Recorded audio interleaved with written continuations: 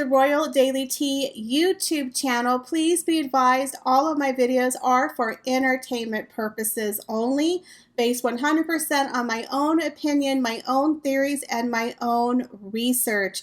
All of my information can be found on the public domain and falls under the fair use guidelines. Please feel free to do your own research. Hi everyone, it's Michelle and welcome back to the Royal Daily Tea. I've missed you guys. I took a few days off to celebrate some much needed family time. My sister came in from out of town and we had a girls' weekend. We had a lovely time. We went to a piano bar where they served these very interesting cocktails. I'll play you a video. I had a cotton candy martini where they literally fill your glass with cotton candy that you can eat and pour the liquid over the cotton candy. It was absolutely delicious. It kind of reminded me of pink lemonade, but it tasted wonderful. So I definitely enjoyed myself this weekend, but boys, there's so much Royal Daily Tea to get through. So sit back and relax, grab yourself a beverage, preferably a pink cotton candy martini, and let's get into the Royal Daily Tea. So today we're going to do a quick breakdown of the latest episode of Meghan Markle's podcast, Archetypes. This one is called Breaking Down the Bimbo. Now, the hilarious part about this is Meghan said she was just flipping through the TV channels that you do, which is, quote, a rarity, being a mother of 2 children under the age of 4. Like Meghan never has any free time. Like Meghan is running around full-time, taking care of her 2 children, cooking and cleaning the house. I mean, Meghan, you have a full staff of people. I'm sorry, but I don't believe for a moment that you don't have a minute to yourself to watch TV. I mean, come on, Meghan. Okay, we know you have live-in nannies, you have maids, you have cooks, you have gardeners. You don't do anything, okay? Let's be real here. So she's like, it's a rarity when you have 2 children under the age of 4. But that she saw an episode of the game show called Deal or No Deal, and it brought back memories. She always likes to come up with these little porcupine lies. Again, in every episode, she has to be able to identify with her guest. Every single episode. It can't just be, hey, we're talking about the word bimbo, and let's identify 3 women that it actually pertains to. Meghan always has to somehow put herself into every episode. Every episode. The Mariah Carey episode, she was the ugly duckling.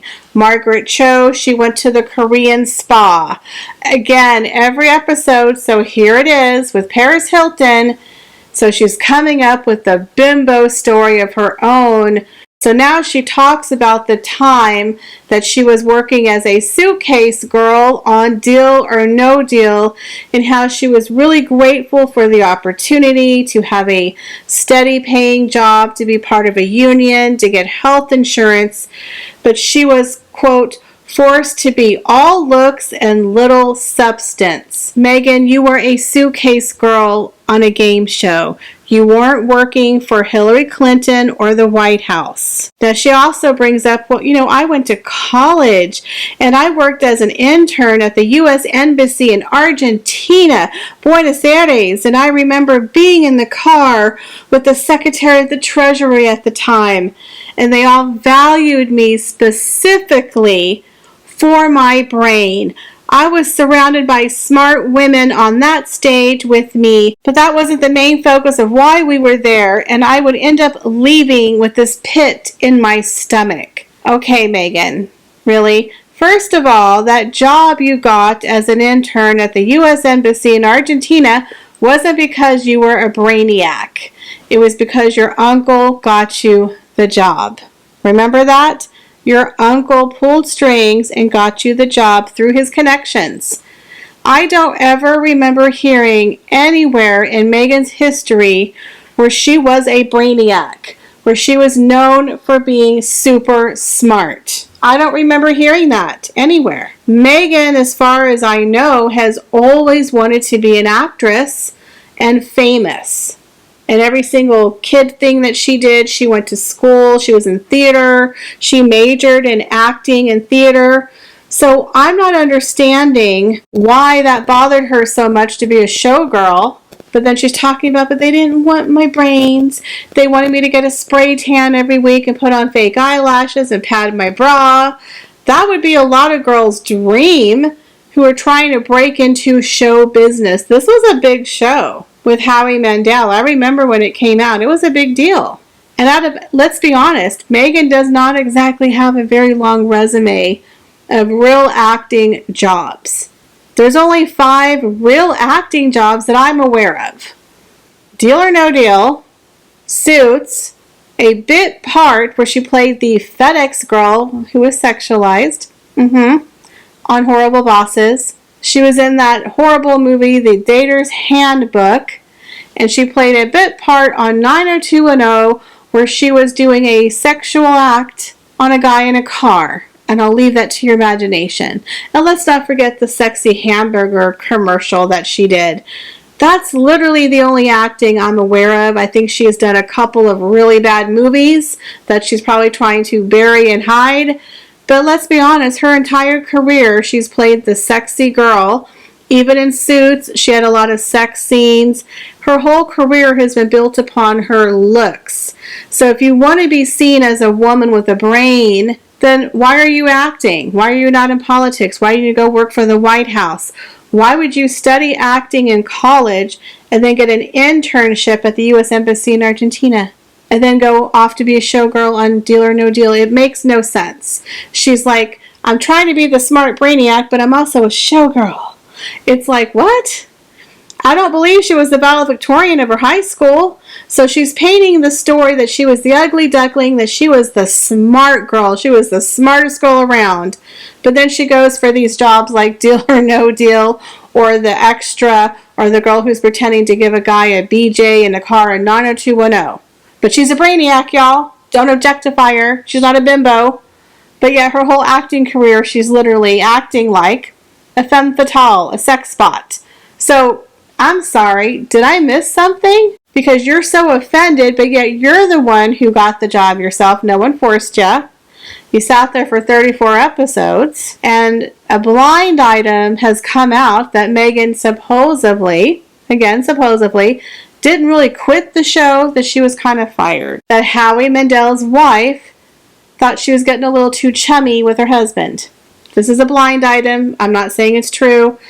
Who knows? But I don't see Meghan walking away as a struggling actress from a paying gig because she felt, I'm objectified and I have to pad my bra and get a spray tan and stand there in high heels and be objectified. I'm going to walk away because I'm too good. I don't see that. I don't see that. Although a girl who worked with her did say that Meghan didn't seem to be happy there. I mean, surprise, surprise, because she's not a star. I'm sure she probably thought she was going to be hosting the show with Howie Mandel, right? And then she's found out, no, you're still a suitcase girl.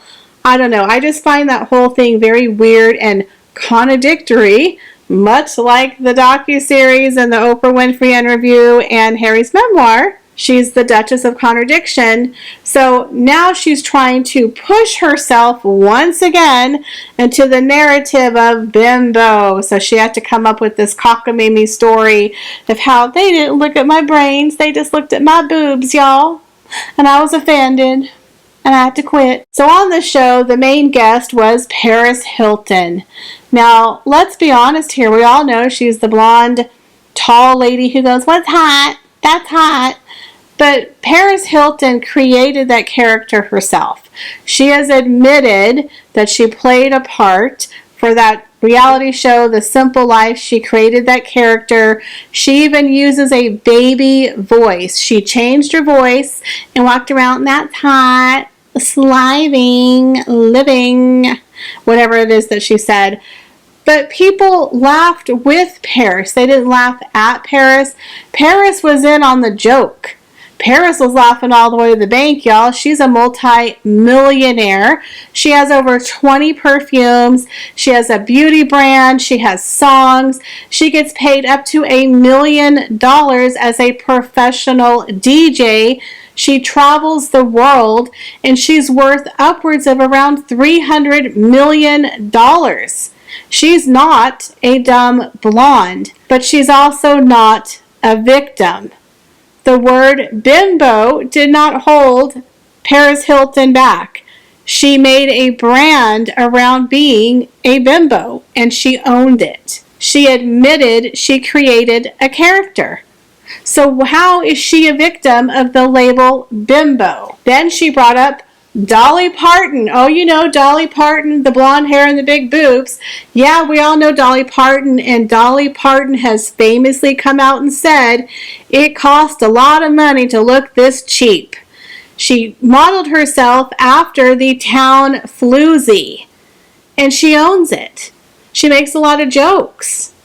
So again, Dolly Parton's not a victim of the word bimbo. And then she brings up the movie Legally Blonde with Elle Woods. Well, again, Elle Woods is not really a victim of the word bimbo. Yeah, she played the typical pretty girl who had an easy life, who didn't have to work real hard at forming a personality or using her brain because she's pretty. But then she woke up one day and realized that the ring and the guy wasn't all that great, and she went off to law school. She got into law school on her own merit, and she became a lawyer. So it was not a negative movie about a blonde bimbo. As a matter of fact, people love that movie. It's iconic.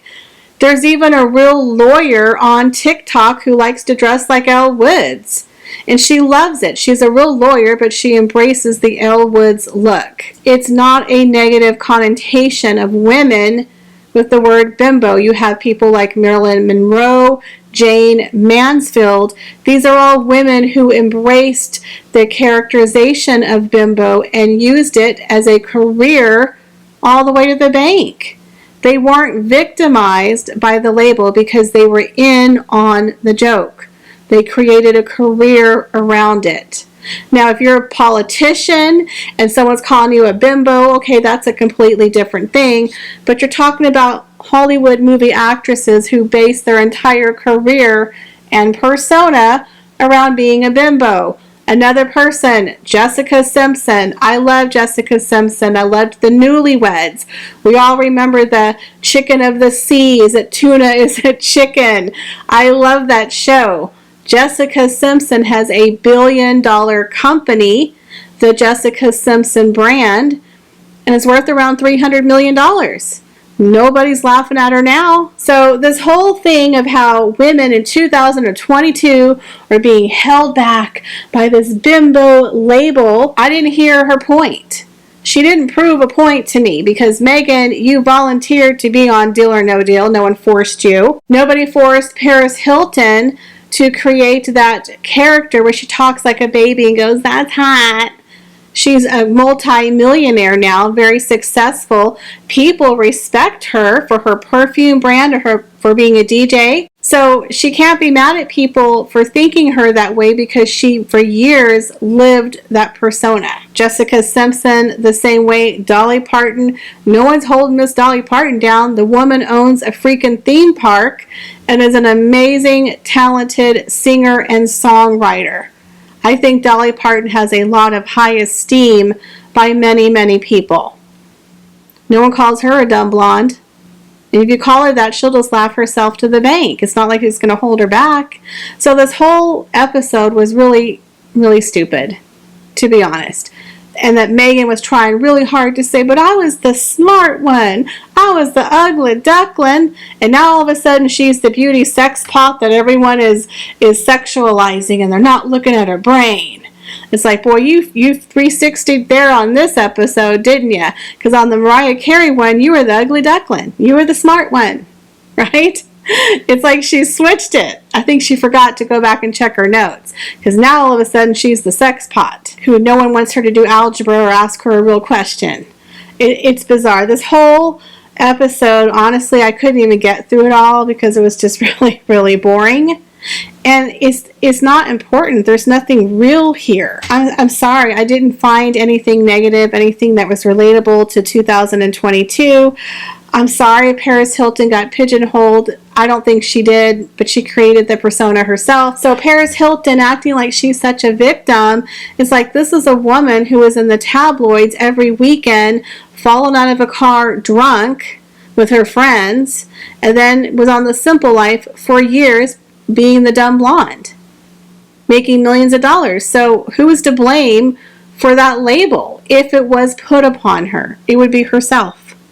You can't be a victim if you're the one who did it to yourself. You know what I mean? And you laughed all the way to the bank. But I don't think people think that Paris Hilton is a dumb bimbo. I really don't. People understand that it was an act, that she's now a very well established businesswoman, professional DJ. She just came out with a documentary talking about a school that she went to as a teenager. She got sent away to this rehabilitation center for bad teenagers.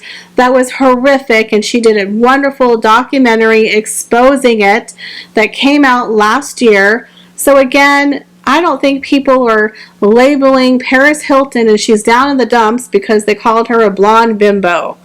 So this whole entire episode just didn't prove the point that there's a real stigma being attached to women and that they're being held down by the word bimbo.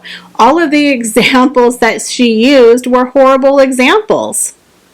So again, Meghan once again was trying to make herself the pity party center point of the episode, but this one fell really, really flat. Even though she had Paris Hilton on there, this episode was really bad. So all I can say is Bimbo, not worth listening to. Really don't see her podcast doing that great. We still got another 7 or 8 episodes to go, and it's starting to tank already in the ratings. But what do you guys think of Meghan's podcast talking about breaking down the word and stereotype bimbo? Do you agree that women are being held back by this word?